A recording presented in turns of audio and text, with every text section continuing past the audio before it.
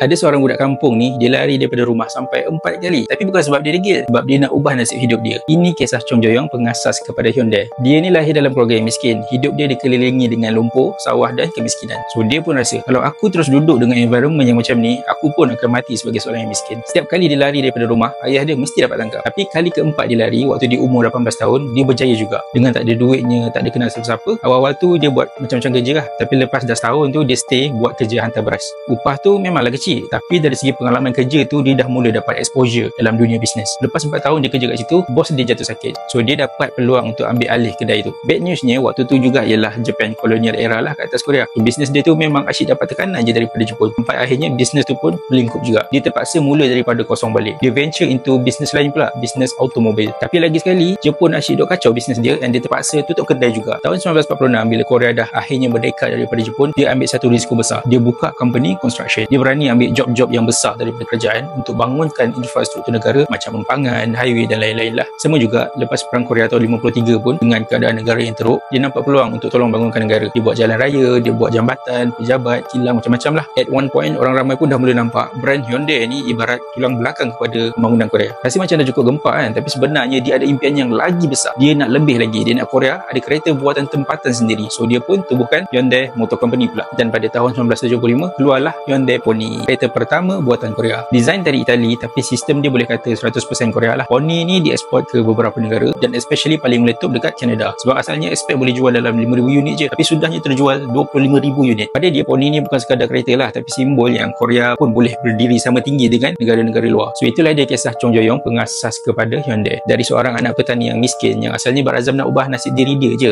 tapi akhirnya dia dapat bina empire bisnes yang juga tolong bangunkan ekonomi dan nama Korea Selatan tu sendiri. Aku personally suka kisah ni sebab dia buat aku terfikir, bukan semua orang boleh berjaya macam ni, tapi orang yang kita nampak berjaya hari ni, yang kita tak nampak ialah diorang pun pernah je lari daripada kehidupan yang biasa-biasa. Dari kisah Chong ni yang kita nampak dia lari daripada rumah, tapi sebenarnya dia lari ke masa depan dia.